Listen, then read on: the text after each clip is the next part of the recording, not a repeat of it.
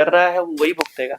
मैं तो अपने किएगा तो जिम्मेदार हूँ, मैं किसी और को, मैं तो ये बता सकता हूँ कि भाई मैं ये ऐसा कर रहा हूँ, आपको जो ठीक लगे आप। कि आज के टाइम में अगर हम देखें फ्रीक्वेंसी की बात करें या कर्मा की बात करें, कर्मा और फ्रीक्वेंसी, कुछ लोगों को फ्रीक्वेंसी समझ में आएगी, कुछ को कर्मा समझ में आएगा कि जो आप कर रहे हो आप उससे आज एंटरटेनमेंट तो ले सकते हो, मजा ले सकते हो, लेकिन फिर जब वो लौट के आएगा या उसके जो रिजल्ट दिखेंगे वो फिर भुगतने पड़ेंगे। मजा भी नहीं आता, वो भी टेम्परेरी होता है। जैसे आप गाड़ी लेके आए मान लो, हाँ, और डोपामिन रिलीज होता है, गाड़ी लेके आए, थोड़ी देर की खुशी। आपको बुलाया, गाड़ी तब तक टीका लग रहा है, जब तक उस पर पॉलिथीन चढ़े हैं तब तक है, अगले दिन उस पर धूल मिट्टी लगी मिली और वो साफ करनी पड़गी ना खुद अपने हाथ से, तो सारा जो मजा था कल वाला खत्म हो जाएगा। सच्ची कह रहे। जो मजा है वो परमानेंट होता है।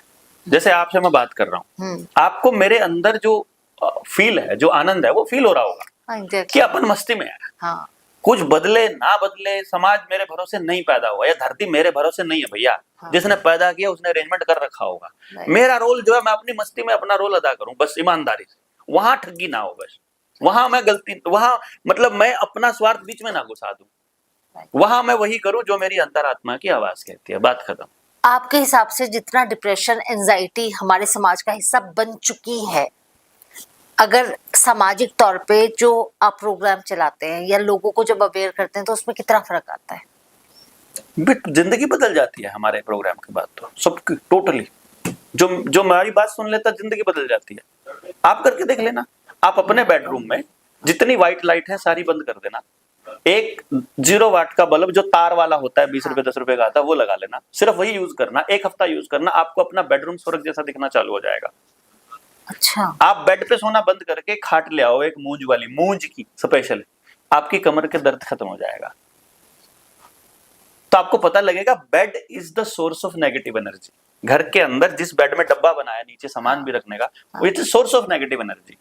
आपको फेंकना ही पड़ेगा, वो एक दिन फेंकना ही पड़ेगा। आप नहीं फेंकोगे, आपके बच्चे फेंकेंगे उसको, जिस दिन समझ आ जाएगा। आपको ये नहीं मालूम है कि किस, हमारा जो मैग्नेटिक अर्थ है उसका मैग्नेट कैसे काम करता है और बॉडी का जो मैग्नेट है वो कैसे काम, जिस दिन उनकी डायरेक्शन पता लग गई, आप सही दिशा में सिर करके सोने लग गए, उस दिन आप बीमारियां ठीक होने लग जाएंगी। जो पानी पी रहे उसको जैसे पीना चाहिए वो पता लग गया, वो खाने लगी। डाइनिंग टेबल पे बैठने की बजाय नीचे बैठ के खाना खाना चालू कर दो, आप देखोगे आपको फीलिंग ही अलग होने लग जाएगी, कुछ ऑटोमेटिक फील आना चालू हो जाएगा। इसके तो प्रोग्राम जरूर ऑर्गेनाइज होने चाहिए सच में। आपको लगता है कि जब आप सो कॉल्ड, जिनको आप बोलते हैं कि ये सरकार बोलते हैं, हम पॉलिटिशियंस हैं, सिस्टम कहता हूं मैं, सिस्टम, हाँ, कि जो सिस्टम है कि अगर हम उसको बार बार नॉक करते हैं तो कहीं ना कहीं सुधरता है? नहीं सुधरता। वो बना ही नहीं, सुधरने के लिए सिस्टम वो कंट्रोल करने के लिए बना है, वो क्यों सुधरेगा? कोई फर्क नहीं पड़ता। क्यों बढ़ेगा? अगर हम करेक्ट कर रहे हैं, एक आम आदमी करेक्ट कर रहा है, आप कर रहे हैं, तो कहीं ना कहीं कैसे कर सकते हो आप किसी को करेक्ट? बैल कभी अपने मालिक को जिसके हाथ में कमान दे रखी है उसको करेक्ट कर सकता है क्या? आप बैल बने हुए हो, आपने अपनी रस्सी उसको पकड़ा रखी है कि तुम हाँको, तुम मुझे चलाओगे, जितना मर्जी का चालान काट लो, जो मर्जी कानून बना दो, इधर नहीं जा सकते, इधर नहीं आ सकते, ये नहीं कर सकते, इसका इतना पैसा लगेगा, इसका इतना लगेगा। किधर बेवकूफ बना रखा है। 18 साल की उम्र में लाइसेंस बना दिया, 20 साल में एक्सपायर हो गया, 38 साल की उम्र में गाड़ी चलाना भूल जाएगा वो? नहीं।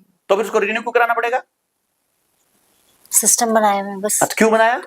रिन्यू क्यों कराना पड़ेगा? पैसा क्यों देना पड़ेगा दोबारा से? कलेक्शन के लिए, फॉर कलेक्शन भीख मांग लो ना फिर। तो कर ही रहे हैं, वो तो भीख को अलग तरीके से वो कर दिया ना। तो जूते पड़ने चाहिए ना भीख मांगने पे, लेकिन कोई फर्क नहीं पड़ता उनको। हमें पता होना चाहिए ना कि क्या बात करते हो, अपने बाप दादाओं की सड़क पे चलने का पैसा देना पड़ रहा है। फिर सरकार कहती है हम उसके ऊपर दुनिया भर की मेंटेनेंस करते हैं और उस पे तार मत करो तुम। फिर इसके लिए वो सिस्टम ये कहता है कि अगर हम ये नहीं करेंगे तो डेवलपमेंट कैसे दिखेगी? जैसे अच्छा, सड़क डेवलपमेंट होती है। हाँ, सरकार तो बोलती है सड़क डेवलपमेंट में आती है। आपने मुंह पे ये जो पोत रखा है, इससे आप सुंदर हो गए क्या? नहीं, जो पहले इनर ब्यूटी पहले। तो इसका मतलब इससे नहीं हुए ना। हाँ। तो असली सुंदरता, असली डेवलपमेंट क्या है? जो यहाँ हो रही है भीतर। लेकिन अब उसमें से अगर मैं आपको करेक्ट करती हूँ आपकी बात से कि लोगों को पहले तो सामने की ब्यूटी दिख रही है, फिर इनर सोल की ब्यूटी दिखेगी। कभी भी नहीं दिखती। आप देख लो, जो सोल होगी बढ़िया, उसको आप देखते भी नहीं हो कैसे कपड़े पहने हुए हैं, क्या पहना हुआ है, कि नहाया है कि नहीं नहाया, कभी भी नहीं देखता आदमी।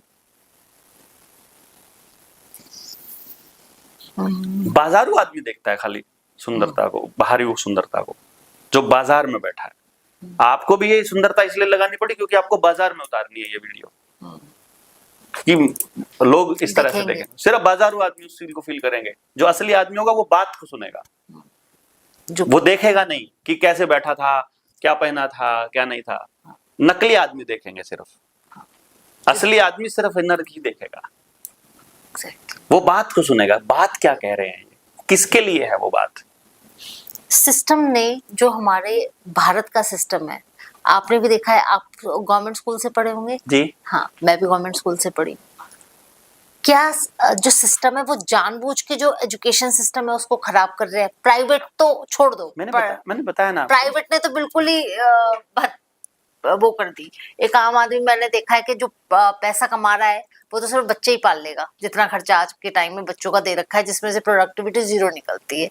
लेकिन सरकार का स्कूल खराब करने का वो कारण क्या है कि शिक्षा प्रणाली पे उतना वो क्यों नहीं दे रही? उसका क्या कारण है? लापरवाही है, ध्यान ना देना है? 2 मिनट में बताता हूँ आपको। अच्छा। अब उस व्यक्ति को लगाया है सिस्टम में बैठे एजुकेशन डिपार्टमेंट ने, और मैंने आपको बताया कि ये करिकुलम बनाया रॉकफेलर फाउंडेशन ने। उसके 2 बड़े टारगेट थे। एक तो ये कि हमें बुद्धिहीन जनता चाहिए, बुद्धिहीन जनता जो अपनी बुद्धि का इस्तेमाल ही ना करती हो, और जितना बताया जाए उतना ही करती हो, और ये बचपन से ही डाला जाना चाहिए बच्चे के अंदर। और दूसरा उनका काम था, दूसरा जो बड़ा काम है इनका, उनको आपके नेचुरल रिसोर्सेज पर कब्जा चाहिए, जितने भी हैं उसमें land is the biggest resource, क्योंकि सोना चांदी धातु कोयला और फसल अनाज सब जमीन से आता है। तो जमीन पर कब्जा चाहिए उनको। जमीन पे कब्जा तब तक नहीं हो सकता जब तक या तो आप कर्जदार ना हो, या जब तक आप अपनी जमीन को छोड़कर खुद ना चले जाएं। तो आपका विस्थापन होना जरूरी है, आपका कर्जदार होना जरूरी है, और आपका पलायन करना जरूरी है वहां से। तो इसीलिए गांव में वो फैसिलिटी नहीं दी जाएगी जो शहरों में है, तो जानबूझकर आपको शहरों में दी जाएगी जहां गंदगी ज्यादा है। तो शहर में पलायन करेगा बंदा पढ़ाई के लिए, हेल्थ के लिए, रोजगार के लिए, वो सारे अवसर वहां दिए जाएंगे। टैक्स कलेक्शन गांव से होगा, लेकिन वो पैसा दिया जाएगा शहर को, तो लोग वहां शिफ्ट होंगे गांव से धीरे धीरे। तो अब उस स्कूल में जो कि उनके पुरखों ने बनाया था, वहां सिर्फ वो लोग रह जाएंगे जो गरीब हैं या जो मजबूर हैं, उनके पास उनके अलावा कोई दूसरा रास्ता नहीं है, जो वहां बच्चे को पढ़ाएंगे। वो भी उस स्कूल की एजुकेशन सिस्टम पे ज्यादा सवाल नहीं उठा सकते क्योंकि वो गरीब हैं पहले से ही, और जिनके पास थोड़ा बहुत समझ थी या जिनके पास थोड़ी बहुत पावर थी वो गांव छोड़कर ऑलरेडी शहर में जा ही चुके हैं, या उनके बच्चे रोज शहर में आ ही रहे हैं। अब इसके 2-3 काम हो जाएंगे कि एक तो जो बच्चा है गांव का वो ज्यादा से ज्यादा शहर में पलायन करेगा, जिससे कि अपराध भी बढ़ेगा, गांव समाज भी टूटेगा, अकेला भी हो जाएगा, बेरोजगारी भी आएगी, और उसके माँ बाप अकेले उधर होकर के कमजोर भी पड़ेंगे, तो समाज कमजोर भी पड़ेगा, और कंट्रोल करने के वो सारे माहौल बनेंगे जो उनको चाहिए, टोटल कंट्रोल के। और जमीन पे कब्जा करने का रास्ता भी निकल आएगा। अभी आज देखा होगा आपने, अगर नहीं देखा तो मैं आपको बता देता हूं कि यदि वो एजुकेशन सिस्टम को ऐसा बना दे कि सवाल पूछने लग जाओ, तो आप प्राइवेट स्कूल में अपने बच्चे को भेजते हुए सवाल पूछोगे मास्टर जी से या स्कूल के मालिक से कि जो मैंने 10वीं क्लास तक तुझे 15 लाख रुपया पूछ दिया है, हाँ। क्योंकि 10वीं क्लास तक 13 क्लास हो जाती है, हाँ। पहली से 10वीं, और nursery LKG UKG 15 lakh plus और जो अदर बिल्कुल। तो जो आपको 15 लाख पूजा है उसके बदले में आपने मेरे बच्चे को क्या स्किल दी है ये बताओ। अगर आपको पूछने वाला एजुकेशन सिस्टम दे दिया, अगर आपको बुद्धि दे दी, तो आप पूछोगे कि 15 लाख में क्या मिला, क्योंकि मिला कुछ नहीं है। 10वीं के बाद भी दोनों माँ बाप घर पे बैठ के सोच रहे होते हैं बेटा आगे क्या करना है। उस बच्चे को अभी तक पता ही नहीं चला 16 साल तक की क्या करना क्या है। 16 साल तक नहीं, 12वीं तक भी बच्चों को, ग्रेजुएशन के बाद तक भी, पीएचडी के बाद तक भी नौकरी के अलावा दूसरी चीज नहीं सोच सकता वो। तो इसका मतलब चाहे प्राइवेट स्कूल हो चाहे सरकारी स्कूल हो, सरकारी स्कूल लैंड पे कब्जा करने के लिए उनको स्कूल का सिस्टम खराब करना है, और प्राइवेट स्कूल में क्योंकि सिस्टम को पता है कि प्राइवेट स्कूल में पढ़ाने वाला माँ बाप ऐसा है जिसको अपने बच्चे में सिर्फ और सिर्फ प्रतिस्पर्धा की भावना डालनी है, कंपटीशन की, और वो माँ बाप अपने बच्चे को कह रहा है दौड़ दौड़ और सबसे आगे निकल जा, बस इससे ज्यादा कुछ नहीं। इससे ज्यादा बेचारे को कुछ आता फिर तो चाइना का जो एजुकेशन सिस्टम है वो बहुत अच्छा है। नहीं। वहां पे बच्चों को शुरू से बचपन से ही वो चीजें सिखाई जा रही है। चाइना टोटल कंट्रोल सिटी है। चाइना आप कभी गए नहीं होंगे, नहीं, मैं इसलिए आपको लग रहा है टीवी में देख करके, हाँ, वीडियो वो देख जो करके दिखाना आपको चाहता लगा है, हाँ। वो जो मीडिया दिखाना चाह रहा है वो दिखा देगा। चाइना में बच्चे हैं ही नहीं है, मतलब रोबोट्स बना दिए गए हैं, कचरा बना दिया गया है, और हमारे यहाँ से ज्यादा गरीबी है वहाँ, शुरू से कंट्रोल करते हैं बच्चों हमसे ज्यादा गरीबी है। जितना पैसा है सब इंडस्ट्रियलिस्ट के पास है या फिर सिस्टम में बैठे लोगों के पास है। जितना हमारे बुरा हाल है उससे ज्यादा बुरा हाल चाइना के लोगों का, गाँव का है। उन्होंने बिल्कुल वैसे ही जो अहमदाबाद में जब ट्रम्प आया था, नमस्ते ट्रम्प का प्रोग्राम हुआ था, तो जो सड़क किनारे जो वहाँ मोटेरा स्टेडियम है, मैं वहाँ गया हूँ, मोटेरा के आसपास कुछ झुग्गी झोपड़ियां और गरीबों के मकान थे, वहां दीवार खींच दी थी उन्होंने कि ताकि दिखे ही ना इसके पीछे कि हमारे यहाँ कितनी गरीबी है। तो वैसे ही चाइना में किया हुआ है, जहां भी इस तरह का काम है वहां दीवार खींची हुई है। तो जो यहाँ से आदमी जाएगा बीजिंग में या वहाँ शंघाई में, वहाँ की जो भी बड़े सिटी है, उन सिटीज में जब जाएगा तो उसे वहां सिर्फ और सिर्फ सुंदरता दिखाई देगी, ऐसा लगेगा जैसे यार ये तो बहुत ही गजब है, जो दिखने जो कि रियलिटी नहीं है। क्योंकि मेरे कुछ बिजनेस पार्टनर्स हैं, वो जाते हैं उधर तो वो देखते हैं। तो फिर क्या ये बल्लारा जी बिल्कुल सही बात है कि हर देश के अंदर एक तानाशाही होती है, कहीं दिखाई हुई कहीं छुपाई हुई? देखिए, जब इंसान अपने कमान किसी और के हाथ में दे देगा, जैसे मैंने एक लाइन वो रह गई थी अमेरिका के बारे में जो मैं बता रहा था कि अमेरिका और यूरोप के पास अपना कुछ है नहीं है, उनके पास अनाज है जो देखो या तो 9 महीने तक बर्फ पड़ी रहेगी वहां, ठीक। अब जहाँ बर्फ पड़ी रहेगी वहां कुछ पैदा नहीं हो सकता अगर वहां वनस्पति नहीं है, क्योंकि देखो क्या होता है, वनस्पति ही आयरन बनाती है, वो आयरन मिट्टी में शामिल हो जाता है और फिर बाद में आयरन के ओर के रूप में वो निकलता है वहां से, गोल्ड सिल्वर वो सब वनस्पति बनाती है। तो जहां वनस्पति नहीं है वहां कोई प्राकृतिक संसाधन भी नहीं है। प्राकृतिक संसाधन नहीं है तो इसका मतलब जीवन जीने के लिए उपयुक्त रास्ता नहीं है, इसीलिए वहां पॉपुलेशन कम होती है। अब वो क्या करते हैं, इधर से पैसा लूटते हैं, इधर से हमारी, मैंने आपको क्या बताया, हथियार बेचने की कंपनी किसकी है, रॉकफेलर फाउंडेशन की। तो म्यूजिक इंडस्ट्री किसकी है, रॉकफेलर की। बॉलीवुड किसका है, उसी का। कंपनियां और दूसरी कंपनियां इलेक्ट्रॉनिक और सब मैंने बता ही दिया, वो सब उन्हीं का है। यानी आप जितना पैसा कमा रहे हो 140 करोड़ लोग, वो सारे कमा कमा के उसको दे रहे हो। वो क्या कर रहा है, वो वहां पे सिस्टम को दे करके और वहां के लोगों के लिए बढ़िया बढ़िया सुविधाएं जुटा के उनको दे देता है। तो यहाँ का आदमी जब वहां जाता है तो उसे वहां सब कुछ रेडीमेड मिलता है, और चूंकि सिस्टम दे रहा है इसलिए उसकी गुलामी करना अनिवार्य है। तो हमें कहें सरकार बहुत सख्त है, यहाँ पे कानून बड़े सख्त हैं, तो हमें वो कानून की सख्ती अच्छी लगेगी कि सब कुछ व्यवस्थित है, जबकि वहां अपना उसका कुछ नहीं है। अरे भैया ये जमीन मेरी है, मेरा घर है, मेरा आंगन है, मैं इसमें 4 ईंट लगाऊं ना लगाऊं, मैं यहाँ उल्टा होके सोऊं, मैं यहाँ कच्चे बनियान में सोऊं, मैं यहाँ पजामा कुर्ता में सोऊं, तेरे को क्या फर्क पड़ता है, मैं यहाँ 4 पेड़ कौन से लगाऊं, तुझे क्या फर्क पड़ता है। वहां नहीं कर सकते आप ये काम, वहां तो सब कुछ, वहां जमीन उनकी है। ऑस्ट्रेलिया है, अमेरिका है, इंग्लैंड है, कहीं भी जाओगे आप, आदमी को लैंड की ओनरशिप नहीं है। सिर्फ इंडिया बचा है पूरी दुनिया के अंदर जहां लैंड की ओनरशिप है, और इसको भी छीन रहे हैं वर्ल्ड इकोनॉमिक फोरम का जो 2030 का एजेंडा, उसमें वहां ऑस्ट्रेलिया में आपको मकान मिलेगा, आपने मकान खरीद लिया, आपको उसकी वो मिलेगी, लीज मिलेगी 99 ईयर्स या आपकी डेथ, ठीक है। हाँ, उसके बाद आपको वो लीज रिन्यू करानी पड़ेगी। अब आप उसे अपने बच्चे को ट्रांसफर करना चाहते हो तो आपका बच्चा उसे खरीदेगा। पुश्तैनी हमारी तरफ, पुश्तैनी नाम की कोई चीज नहीं है वहां, किसी भी देश में नहीं है, भारत में बची हुई थी खाली। अब वो ये कह रहे हैं ना ये भी तुमसे लेंगे, तो जो जमीन हर किसान की लैंड जो है उसको कर्जे पे दे दिया है और हर आदमी को कर्जदार बना रहे हैं। आप देखो इस गली में रिसर्च करने लग जाओ, गाड़ी लोन पे है जी, बच्चा पढ़ने गया है, एजुकेशन लोन लेके गया हुआ है, मकान Total loan. लोन पे है जी, Total. पूरी जिंदगी लोन उतारने में ही गुजार रखा है। अपन तो इसलिए, मेरी पत्नी शुरू शुरू में बोलती थी मकान बना लो, शुरू में तो मैं उसे कहता था, देख भगवान, बेवकूफ लोग मकान बनाते हैं और समझदार लोग उसमें किराए पे रहते हैं। अच्छा, आप एक बात बताइए, आप वैसे पूरे फ्लरिश हैं, तो आप किराए पे क्यों रहते हैं? बताया था ना, समझदार लोग, जो बेवकूफ लोग मकान बनाते हैं और समझदार ऐसा लोग उस पर क्यों? किराए पे रहते हैं। ऐसा क्यों? ऐसा इसलिए, देखिए मैं आपको बताता हूँ, प्रकृति ने हर आदमी की जरूरत के लिए संसाधन दिए हुए हैं। मैं क्योंकि गांव से बिलोंग करता हूं, तो मेरे पास गांव में मेरे पास जमीन है और मेरे पिताजी ने वहां मकान बनाया हुआ है। अब मैं अपनी पत्नी को क्या बोल रहा हूं कि देखो, मेरी जरूरत के लायक मकान गांव में है, तो मुझे दूसरे मकान की आवश्यकता नहीं है। प्रकृति के पास आपकी आवश्यकताओं की पूर्ति का तो जुगाड़ है, लालच का नहीं है, क्योंकि लालच का तो अंत हो नहीं सकता है। यदि आप शहर में रहना चाहते हो जिंदगी भर, तो गांव की जमीन का मकान बेच के आऊंगा, तब मैं शहर में मकान बना सकता हूँ।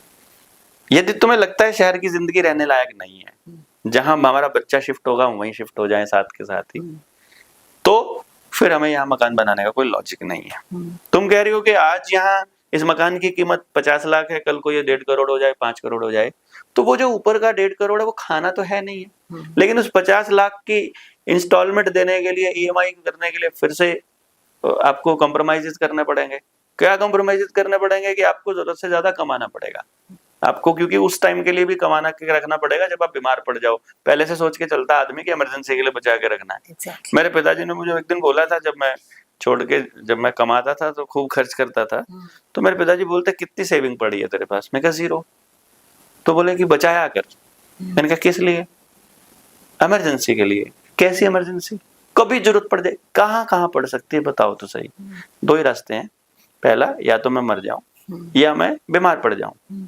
अगर मैं मर जाता हूं तो मुक्ति मिल गई, मैंने स्ट्रगल कर लिया, मेरे बच्चे भी कर लेंगे, क्या दिक्कत पड़ रही है।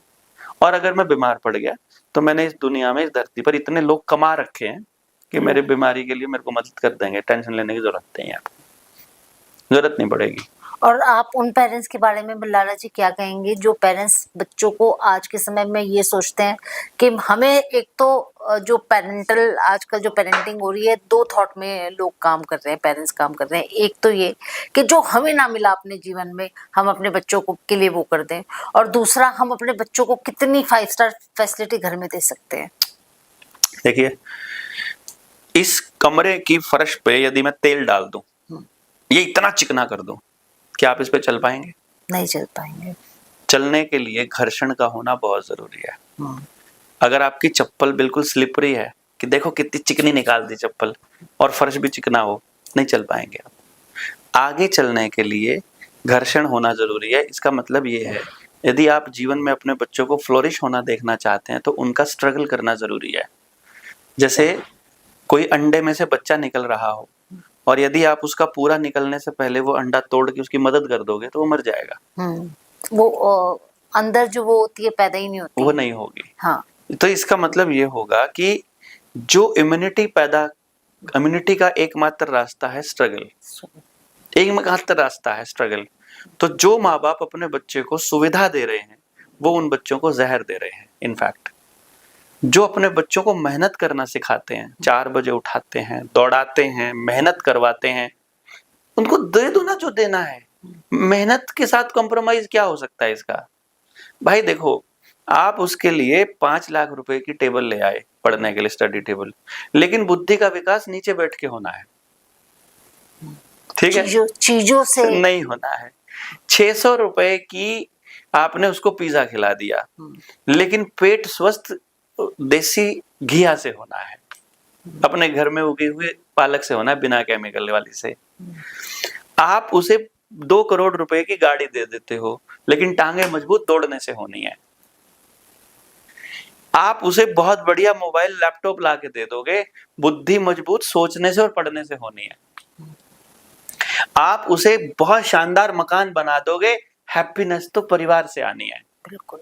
और परिवार जंगल में बैठा हो, सड़क पर बैठा हो, कच्चे मकान में बैठा हो, पक्के मकान, जब खुशी परिवार से आनी है तो उसमें फैसिलिटीज का रोल क्या है? अगर कमर में दर्द है और गर्दन अकड़ी हुई है तो 5 करोड़ की गाड़ी को एंजॉय कैसे करोगे? अगर कैंसर है, मेरा एक क्लाइंट था, मैं यहाँ पढ़ाता था ना जब, तो एक दो बच्चे पढ़ते थे मेरे पास, नाम नहीं लेता मैं, करनाल की जो सबसे ज्यादा पैसे वाले लोग हैं वो मेरे सब उनके बच्चे मेरे पास पढ़ते होते थे, क्योंकि मैं करनाल में उस वक्त यहाँ 2 सब्जेक्ट का 400 रुपया फीस था जब मैं यहाँ पढ़ाता था ना। अच्छा। जो ट्यूशन वाले पढ़ाते थे। हाँ। मैं एक सब्जेक्ट का 15,000 रुपये लेता था महीने का। उन दिनों की बात है, मैं 2001 की बात बता रहा हूँ। अच्छा। हाँ, आज से 25 साल पहले करनाल का सबसे महंगा टीचर था मैं। अच्छा। और जब मैं चंडीगढ़ गया तो मैं इंडिया का सबसे महंगा टीचर था। अरे। तो मेरी जो अपॉइंटमेंट की वेटिंग थी 2 साल होती थी। मेरी जो अभी भी मेरी अपॉइंटमेंट की जो वेटिंग है 2 साल ही है। अगर किसी को अपने बच्चे के बारे में पता करना हो कि इस बच्चे का दिमाग कैसा है, तो 1.5 लाख रुपए फीस है मेरी अभी। अच्छा। अपॉइंटमेंट की फीस। अच्छा। तो उस वक्त थोड़ी सी कम होती थी, पर तब भी मैं इंडिया में सबसे महंगा ही था। मतलब मैं उस वक्त उनके बच्चे पढ़ते थे मेरे पास, तो वो जब अपने घर के बारे में डिस्कशन करते थे तो अपने घर की जो प्रॉब्लम्स डिस्कस करते थे, मैं देखता था कि मेरे गांव का जो गरीब आदमी है ना, उसकी प्रॉब्लम्स तो कुछ भी नहीं है उसके आगे। अब उसकी पत्नी की जो दवाई है ना, वो अमेरिका से आती है कैंसर की, ठीक है। वो ये कह रहा है कोई जिंदगी नहीं है। तो ये जो पैसा, ये क्या, कुछ नहीं है बलराम जी, कुछ भी नहीं है। मतलब देख लिया सब कमा के, इतनी फैक्ट्रियां, इतना एम्प्लॉइज काम करते हैं, पर I am not happy with this life. सब कुछ है मेरे पास। तब तो मैं कह रहा हूं कि अगर मैं हैप्पी हूं, यदि मैं पूरा दिन मस्ती में हूं, अगर मैं अपनी जिंदगी को एंजॉय कर रहा हूं और मुझे जिंदगी से कुछ चाहिए नहीं, मान लो मुझे पैसा नहीं चाहिए, मुझे पावर नहीं चाहिए, आप मेरे बारे में अच्छा मानो बुरा मानो मुझे फर्क नहीं पड़ता, सत्ता लठ मार दे मुझे। अभी पुलिस वालों ने पकड़ा था होटल में, हमें पकड़ लिया, किसी गए हुए थे, आ तेरे को हीरो बनाते हैं, सीएम हाउस से ऑर्डर आया है, उल्टा लटका के पूरा दिन पीटा मुझे। कब की बात है ये है 25 मई 2024 की। अच्छा। 2025। हाँ, अभी की बात है ये, 25 की, सॉरी। कहाँ पे थे आप? होटल में, पलवल में। अच्छा। तो पूरा दिन पीटा। मैं देखा ये मेरा फोन दिखाइए जो भी था, इधर से पीछे से आकर के मैं मतलब वो पूरा दिन रगड़ा, मतलब पूरी बॉडी बुरा हाल कर दिया उन लोगों ने। उस समय कुछ आप कोई कुछ था? हाँ, हम पब्लिक की आवाज उठा रहे थे वहां पर, जो गुंडागर्दी थी उसके खिलाफ हम बोल रहे थे। तो उन्होंने बोला ऊपर सीएम हाउस से ऑर्डर है, आपको रगड़ना जरूरी है। ये हाल कर दिया था मेरा। ये देखिए, ये मारे हुए का सीन है, ठीक है। तो हमें पीट दिया। हम बाहर निकले जब हम लोग, तो इतनी मस्ती में हंस रहे थे कि पीटा ही तो है, क्या फर्क पड़ रहा है, हमें दर्द थोड़ी हो रहा है। तो बॉडी में पेन था। तो आपने इसके अगेंस्ट आवाज नहीं उठाई? हमने कंप्लेंट किया, उसके ऊपर कोई कार्रवाई नहीं हुई। तो बहुत से लोगों ने कहा दोबारा से कंप्लेंट करो। हमने कहा ये कंप्लेंट ऐसे नहीं करेंगे, मुझे कोई बदला तो लेना नहीं है, मुझे तो व्यवस्था बदलनी है। तो हम एक दिन पूरे भारत से ऐलान करेंगे कि जिस भी व्यक्ति को पुलिस वालों ने पीटा, आ जाओ एक दिन थाने में, जिस को पीटा गया ना, आओ एक दिन, सारे मांगेंगे हिसाब किताब। ऐसे नहीं व्यवस्था बदलेगी ना, हिसाब मांगेंगे हम मांग नहीं करेंगे कि तुम हमारे साथ न्याय करो, हम हिसाब मांगेंगे तुमसे एक दिन, पर हिसाब मांगने लायक हो तो जाए एक बार। सो इट इज लाइक, उस दिन भी लोग मुझे ये कह रहे थे तुम आज भी इतना ही हंस रहे हो यार, जितना उससे एक दिन पहले हंस रहे थे। पिटने के बाद भी हम उतना ही हंस रहे थे। तो क्या बदला? नथिंग। क्योंकि वो जो मजा आ रहा है ना परमात्मा का काम करने में, वो किसी चीज के ऊपर डिपेंडेंट नहीं है कि आपने खाना खाया कि नहीं खाया, बड़े होटल में खाया कि सूखी रोटी खाई, आपको इज्जत मिली कि बेइज्जती मिली, आप बड़े मकान में रहते हो कि छोटे में रहते हो, छोटी गाड़ी में चलते हो कि बड़ी में चलते हो, आपको लोग प्रेज करते हैं कि गालियां देते हैं, उस पर डिपेंडेंट नहीं है, वो भीतर में है। और जिस दिन आदमी को भीतर का आनंद लेना आ जाएगा, उस दिन वो अपने बच्चों के लिए सही रास्ता चूज कर लेगा। उस दिन वो स्ट्रगल से डरेगा नहीं। वो डरे हुए हैं माँ बाप बेचारे, उनको पता नहीं है कि स्ट्रगल ही जिंदगी है। बच्चों को स्ट्रगल करना सिखाना बहुत जरूरी है। कि आजकल का जो पेरेंट है वो ये चाहता है कि मेरे बच्चे को स्ट्रगलिंग लाइफ ना देखनी पड़े। स्ट्रगल नहीं देखना पड़ेगा तो बच्चा मृत हो जाएगा, मर जाएगा ना। अब देखो ना, आत्माएं मरी नहीं हुई है जिन्होंने स्ट्रगल नहीं किया। जो बच्चे, जिन माँ बाप ने अपने बच्चे को सिर्फ पढ़ने पे लगाया है, वो बच्चे बड़े हो गए हैं ना, वो अपने माँ बाप से बात करते हैं, ना उनके पास बैठने का बिल्कुल समय है, बिल्कुल सच बोल रहे हैं। ना वो खाना की अकल है उनको, नहीं है, ना उनको पहनने की अकल है, ना ना उनको रहने अपने की है, आचरण की अकल है, ना व्यवहार की। ना व्यवहार की अकल है, ना सोसाइटी की है, ना अपने शरीर की है, ना आत्मा की है, ना करियर, किसी चीज की अकल नहीं है उनको। बिल्कुल सच बोला तो फिर आपने। क्या हासिल किया आपने? वो इसीलिए हुआ।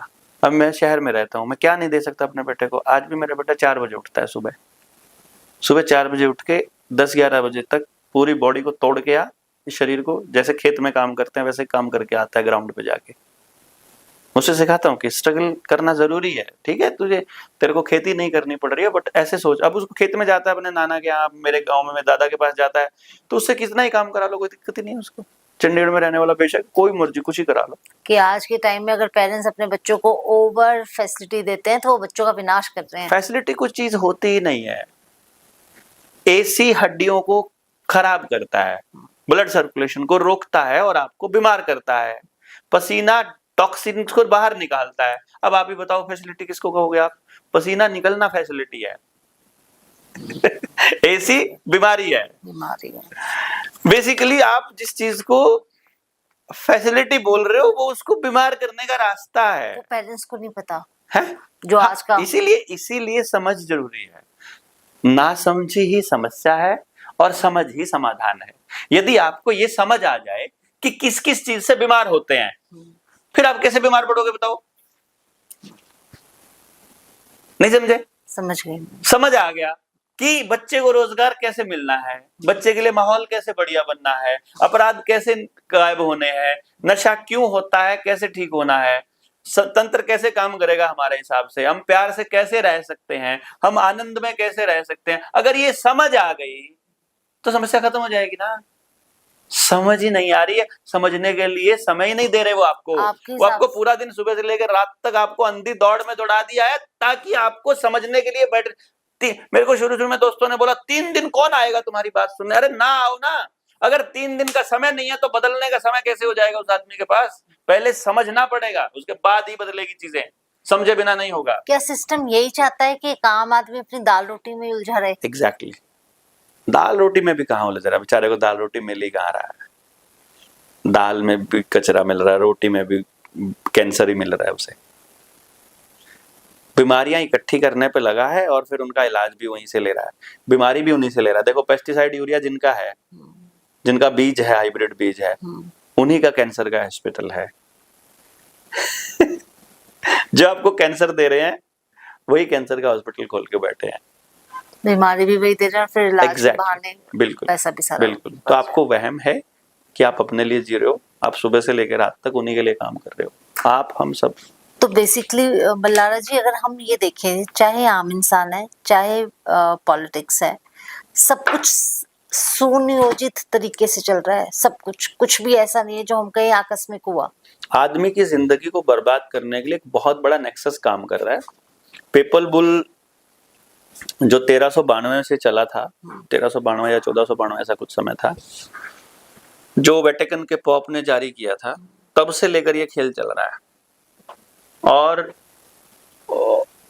आक्रमणकारियों का आना, अंग्रेजों का आना, ये नई ट्रांसफर ऑफ पावर होना, और ये आजकल संविधान, और फिर इसके बाद ये आंदोलन, और फिर ये सारा प्रोजेक्ट, और ये सोशल मीडिया, और ये सब मीडिया, ये सारा एक प्लानिंग का हिस्सा है। टोटली।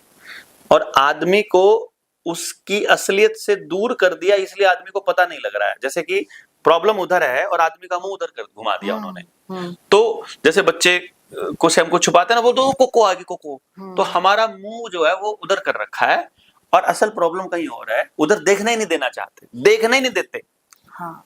तुम 5 लोग इकट्ठे नहीं हो सकते, धारा 144 लगी हुई है। क्योंकि जब भी कोई धरना होता है, अभी जैसे मनीषा हत्याकांड के बारे में भी सुना होगा, कुछ भी है बस वो 144 लगाते हैं, 144 लगा लेते बस, बढ़िया है। तो सरकार, मतलब मैंने जो देखा, हर आज के टाइम में बहुत सारे लोग ये कहते हैं कि पॉलिटिकली, या हम इस चीज को देख रहे हैं कि एक एक सोशल मीडिया पे जितने भी किसान आंदोलन के जो बहुत बड़े बड़े वो हैं, उनका कहना है कि उनकी रीच नहीं जा रही। तो सारा सिस्टम तो उन्होंने अपने हाथ में ले रखा है, सारा एल्गोरिथम उन्हीं के हाथ में है ना। तो फिर आम आदमी का मत कहाँ रह गया?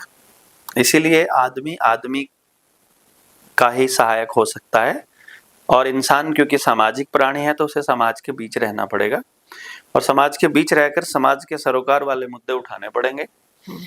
जब तक मैं आपके बच्चे को अपना बच्चा ना मान लूं और आप मेरे बच्चे को अपना ना मान लें, तब तक हम दोनों के बच्चों की आबादी संभव नहीं है, तब तक उनकी बर्बादी तय है। पुराने टाइम में बोला जाता था कि बच्चे सबके साझे हैं, और वो यही मुझे आपको करना पड़ेगा कि अगर वो साझापन आपने नहीं दिखाया कि जो आपत्ति मेरे बच्चे पे आएगी, जो किसी और पे आ सकती है या आई है, वो मेरे पे भी आ आनी सकती है। ही है, आनी ही है।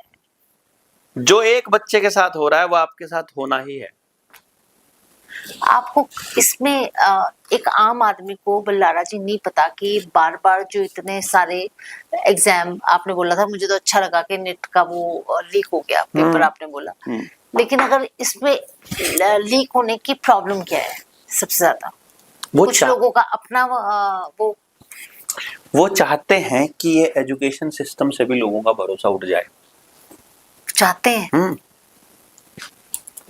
उसके बाद अपना सिस्टम तो बना नहीं रहे आप, हाँ, इससे हट जाए तो आदमी मान ले कि कुछ बदलने वाला नहीं है, निराश हो जाएगा ना। निराशा बहुत खतरनाक सिचुएशन होती है। तो क्या जो ये पेपर लीक किए लोगों को निराश करने के लिए? बिल्कुल योजनाबद्ध तरीके से लोगों में ये भरोसा पैदा करने के लिए कि कुछ नहीं हो सकता, सब खराब हो चुका है। जैसे अब आपको फीलिंग आएगी कभी कभी, सब कुछ तो बर्बाद हो गया है, कोई नहीं कर रहा है, सब बर्बाद हो गया है, कुछ नहीं हो सकता है। जब ये फीलिंग आती है, this is the worst situation. आप अपनी फ्रीक्वेंसी के लोएस्ट पोजीशन पर होते हो जब ये थॉट होते हैं, जब ये थॉट होता है, फिर आपको एक विचार लेके आना पड़ता है, नहीं, इस पूरी कायनात को बनाने वाला अभी बैठा है, उसने अभी भी हमारी सांसों को जिंदा रखा हुआ है, हमारी बुद्धि में कुछ न्यूरॉन्स हैं जो अकल का इस्तेमाल कर रहे हैं, तो अभी वो हमें अकल दे रहा है, हमें वो समझ दे रहा है, तो चीजें ठीक हो सकती हैं। तो हम करते हैं, चलो ट्राई करते हैं, और उससे फिर उम्मीद जगती है, और उससे फिर हिम्मत आती है, और उससे फ्रीक्वेंसी रेज होती है, और उससे फिर वो जैसे डर फैलता है संक्रमण की तरह, ऐसे ही हिम्मत भी फैलती है। कुछ लोग जब हिम्मत करते हैं तो दूसरों में भी हिम्मत आती है। अभी परसों की तो कहानी आपने पढ़ी होगी, वो मुंबई में छात्रों को लेके जा रही थी एक बस, एक अकेली लड़की उस बस के आगे खड़ी हो गई, और आसपास के लोगों में हिम्मत आ गई, और उन लड़कों को सबको बस से उतार दिया, एक अकेली लड़की। वो हिम्मत ऐसे जाती है, वो ऐसे होता है, ये वो वेट कर रहा होता है, कोई लोग रहना नहीं चाहता, सब आंदोलित रहना चाहते हैं, आंदोलित मतलब आनंद में रहना चाहते हैं। इसलिए कभी कभी नारेबाजी लगाने को वो आनंद मान लेते हैं, नहीं वो नहीं है, वो एक था, फ्रीक्वेंसी रेज हो गई, अब हमें एक दूसरे के लिए काम करना पड़ेगा। तो ये जो दिल्ली में प्रोटेस्ट चल रहा है, ये मुझे लगता है आने वाली जनरेशन के अंदर एक उत्साह और एक होप लेकर आएगा।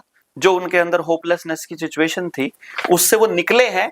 बस हम जैसी नई पीढ़ी के लोग जो संगठित करते घूम रहे हैं, उनकी जिम्मेदारी बनती है कभी इन बच्चों को सही रास्ता दिखा दें कि बच्चों, आने वाली पीढ़ी में तुमको रास्ता बनाना है, ये नशा बेचने वाले तो तुमको नशा बेचने का ही काम करेंगे, तुम नशे से कैसे मुक्त हो सकते हो, ये रास्ता बनाओ। जैसे हमारे जेनजीज ने जैसे सीजेपी अभी एकजुट हुई है, ऐसे ही नेपाल के अंदर बच्चों ने, जेनजीज ने कुछ का कुछ कर दिया था। आपको लगता है कि यहाँ पे होना पॉसिबल है? स्क्रिप्ट का हिस्सा है ये। 2030 तक वर्ल्ड इकोनॉमिक फोरम एक ऐसी व्यवस्था बनाना चाहता है जब you will own nothing but you will be happy, और उसके लिए इन सरकारों को इस तरह से उड़ाना। मेरा एक पोस्ट आप देखोगे तो मैंने एक पोस्ट लिखी थी, कल ही परसों में लिखी थी, जिसका टाइटल था ऑर्डर आउट ऑफ केओस। यही इनका एजेंडा है बेसिकली, जो हो रहा है। पिछले 3 साल से मैं बता रहा था कि दिस वाज द प्लान। ये देखिए मैंने लिखा हुआ है, ऑर्डर आउट ऑफ केओस, यही तो प्लान है वर्ल्ड इकोनॉमिक फोरम का। तो ये केओस से ऑर्डर लेकर आना चाहते हैं, और ये छोटे छोटे देशों पर ट्राई किया था उन्होंने, नेपाल जैसे, श्रीलंका जैसे छोटे, जैसे लैब में होता है ना, उसमें टेस्ट ट्यूब में एक ब्लड का सैंपल लेकर एक बूंद से ही तो टेस्ट हो जाता है पूरी बॉडी में क्या चल रहा है। हाँ। तो वो एक शहर में थोड़ा सा टेस्ट करके देगा। अभी ये आपको क्या, करनाल में रामू काका ने जो गाड़ियों पे पाबंदी लगाने का प्लान किया था और गाड़ियों को जब्त करने का प्लान था, ये टेस्टिंग था लोगों का, कितने लोग बोलते हैं। ऐसे टेस्ट बार बार करते रहते हैं ये लोग। कभी दूसरे शहर में किसी और चीज पे टेस्टिंग आएगी, करनाल में किसी और पे आएगी, क्षेत्र में किसी और पे आएगी। This is all psychological test जो वहीं से चलते हैं।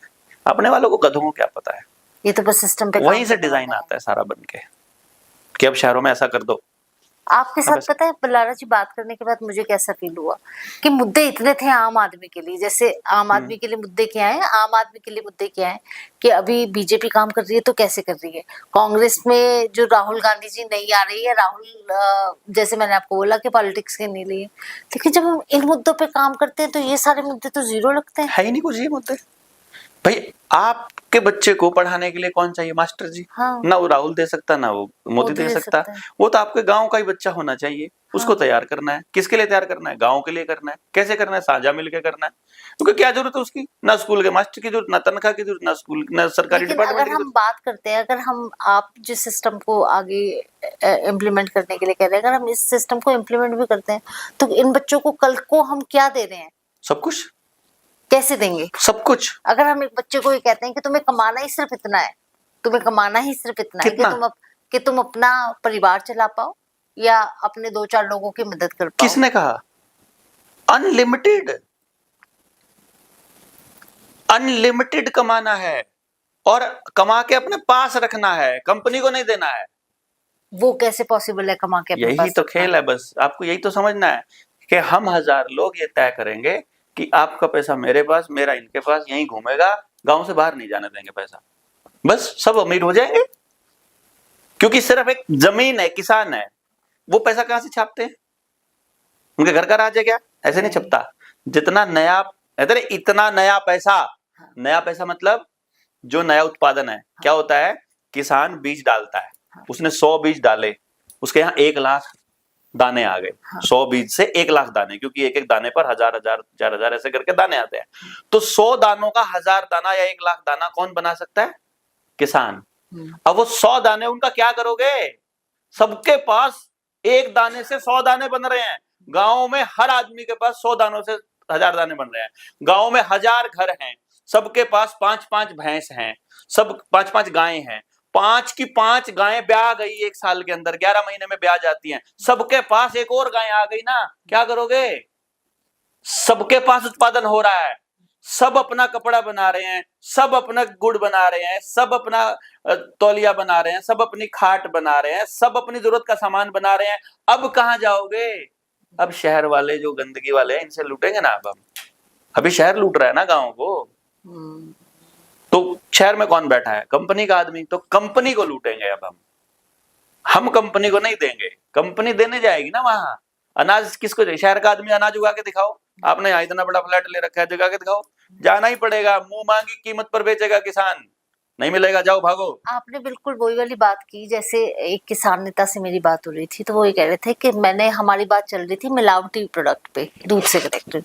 कह रहे कि सरकार इसके ऊपर खाद्य उस पे इसलिए वो लॉ एक हार्ड लॉ इसलिए नहीं लेके आती क्योंकि सरकार भी जानती है कि जितना उत्पादन इस खपत हमारे देश में दूध की, दही की, पनीर की है, वो ओरिजिनल दे ही नहीं सकती। नहीं, वो उनको मिसअंडरस्टैंडिंग है। वो आपको बीमार रखने के लिए, बीमार करने के लिए चाहती है कि ये होती रहे मिलावट। 1 साल के अंदर जितनी इस देश के अंदर आज गायें हैं, 1 साल में डबल हो सकती हैं वो गायें। नहीं हो सकती? हो सकती है। एक गाय को पैदा करेगी। तो फिर ये उनकी कैलकुलेशन क्यों गलत है? क्योंकि नहीं, रिसर्च नहीं की ना उन्होंने। कमी नहीं है हमारे पास किसी भी चीज की, ना दूध, रिसोर्सेज किसी भी चीज की नहीं है। आज यदि जो सोना का, जो झारखंड और छत्तीसगढ़ में जो सोने की खदान मिली है, हाँ, और जो पहले खदान चल रही है जहां से सोना निकाला जा रहा है, आज उस सोने से जो कमाई है वो भारत की ट्रेजरी में जमा होना चालू हो जाए। वो किसी अडानी को ना मिले, किसी बड़े उद्योगपति को ना मिले, भारत की उसमें होना जाए। हर आदमी को बोल रहा हूं मैं, हर आदमी को लगभग 1.5 से 2 लाख रुपया महीना मिल जाएगा। इतना सोना पैदा हो रहा है। वो भी प्राइवेटाइजेशन है उनकी। जी बिल्कुल। सिर्फ कोयला यदि भारत के लोगों को मिलना चालू हो जाए तो भारत के 140 करोड़ लोगों को लगभग 25 से 30 हजार रुपया महीने की आमदनी कोयले से हो जाएगी। इतना कोयला निकल रहा है। 140 करोड़ लोगों की बात कर रहा हूं मैं। मैं किसी से बात कर रही थी बल्लारा जी, उन्होंने बोला हम प्राइवेटाइजेशन पे बात कर रहे थे क्योंकि हर चीज प्राइवेट हो रही है। तो कुछ लोगों का मत कहने का ये है कि सरकार चाह के भी जितने रिसोर्सेज है और जितनी चीजें हैं और जितनी इंडिया के अंदर पॉपुलेशन है, सरकार चाह के भी उनके लिए साथ जस्टिस नहीं कर सकती अगर वो प्राइवेटाइजेशन ना करे तो। गधा है वो गधा। गधा है, गधा। बताऊं क्यों? अडानी के पास देवता आते हैं क्या ऊपर से मैनेज करने के लिए? नहीं, लोग ही कर रहे हैं मैनेज। तो इधर लोग कर देंगे तो क्या दिक्कत है? लोग ही तो बढ़ाने हैं। ये मेरी एक बच्चा ये मिसमैनेजमेंट, ये अपनी नपुंसकता को, अपने नकारेपन को छुपाने के लिए दी गई स्टेटमेंट है। वो भी तो आदमियों से ही कर रहा है, ये आदमियों से कर लो। बच्चे को पढ़ाना है, सरकारी स्कूल में भी मास्टर ने पढ़ाना है, प्राइवेट में मास्टर ने पढ़ाना है, वहां क्यों नहीं पढ़ा रहा है? वहां क्यों नहीं दे रहा आदमी? इधर क्यों दे रहा आदमी? तो सरकार अपना पल्ला झाड़ रही है। नहीं जी नहीं, गेम प्लान है सारा, प्लान स्ट्रेटेजी है, कंप्लीटली प्लान स्ट्रेटेजी है। जनसंख्या का रोना प्लान स्ट्रेटेजी है, प्राइवेटाइजेशन प्लान स्ट्रेटेजी है, भ्रष्टाचार प्लान है। भ्रष्टाचार होने दिया जा रहा है, बल्कि करवाया जा रहा है। छोटे सिपाही से जाकर के थाने में पैसा जमा होता है, थाने से एसपी को होता है, एसपी से ऊपर जाता है डीआईजी, डीजीपी तक, और मंत्रालय तक जाता है पैसा। इसका मतलब वो चाहते हैं कि हो। जितने भी पॉलिटिशियन है, मेन बोला जाता है कि जब कोई सरकार आती है या चीजें होती है तो सारे के सारे टिकट बिकते हैं। सरकारों को पैसे की इतनी कमी होती है कि सरकार टिकटें जी नहीं, बेचती है। कोई पैसा, कोई टिकट नहीं बिकती है। असल में क्या है, उनको 50-50 लाख की, कई करोड़ की फंडिंग नहीं, टिकट होती है लगभग 5 करोड़ में, 2 करोड़ में, ऐसे टिकट बिकती है। वो टिकट बिकने के पीछे कारण ये है कि गलती से भी पब्लिक लीडर, क्योंकि जैसे मेरे जैसा आदमी है, मैं तो एक पैसा बचा के नहीं रखता, तो मैं तो कोई टिकट खरीद नहीं पाऊंगा। अगर मान लो मैं समाज के मुद्दे उठाने की बात सोचने भी लग जाऊं तो मैं तो कभी उठा नहीं पाऊंगा। मुझे अगर वो टिकट खरीदनी है तो मुझे भ्रष्टाचार करना पड़ेगा। अगर मेरी नीयत में भ्रष्टाचार, मेरे पहले कदम में ही भ्रष्टाचार आ गया तो मैं तो ईमानदार रह ही नहीं सकता। तो उनको कोई भी ईमानदार आदमी नहीं चाहिए, इसलिए टिकट बेचने के लिए ये डेकोरम बनाया है कि केवल भ्रष्ट, कुत्ते, कमीने, बाजारू आदमी ही वहां जाएं, जिनके पास पैसा नहीं होगा। ये सिस्टम बनाया है उन्होंने कि अच्छा आदमी गलती से भी वहां जा ना पाए। कि पहले वो 5 करोड़ दे, फिर उन्हें 7 पुश्तों पहले स्टेप पे ही करप्शन आ गया ना।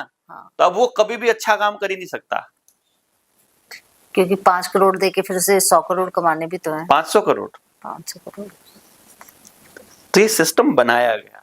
तो मतलब अगर हम सारा का सारा देखें, ऊपर से लेके नीचे तक का सिस्टम, जिसको एक आम आदमी ये समझता है कि हो गया, वो हो गया नहीं है, किया गया है जी। पूरा गेम समझेंगे जब तो 3 दिन लगते हैं। इसके लिए जो आप ट्रेनिंग देते हो, उस ट्रेनिंग में मोटा मोटा क्या होता है, आप मुझे थोड़ा बताइए। पूरा होता है कि आप उस ट्रेनिंग प्रोग्राम का नाम क्या है आपका? बस हमारा जेएसएम का, जनता सरकार मोर्चा का एक प्लान, ट्रेनिंग प्रोग्राम, नाम ही ट्रेनिंग प्रोग्राम रखते हैं हम तो। अच्छा। 3 दिन की ट्रेनिंग है, लेवल 1 की। लेवल 1 में हम बताते हैं आपकी जिंदगी में जो चल रहा है ये प्लान्ड है, ये कोई प्लान कर रहा है, वो कौन लोग हैं, कैसे करते हैं, इसका क्या इम्पैक्ट पड़ता है, आपका जीवन कैसे उससे खराब होता है और आप इसको ठीक कैसे कर सकते हैं। अच्छा। फिर 7 दिन की ट्रेनिंग होती है इसके बाद। हाँ, उसके बाद 3 के बाद या 1 दिन के बाद? 3 दिन के बाद। 3 दिन की ट्रेनिंग जो पास कर लेते हैं, हाँ। जो कहते हैं कि हाँ आप ठीक कह रहे हो, हाँ। वो अपने जीवन में भी देख लेते हैं। फिर हम 7 दिन की करते हैं। उस 7 दिन की ट्रेनिंग में हम बताते हैं कि फिर इस व्यवस्था को से आप लड़ोगे कैसे, आप इसको बदलोगे कैसे, अपने गांव को कैसे सुधारोगे।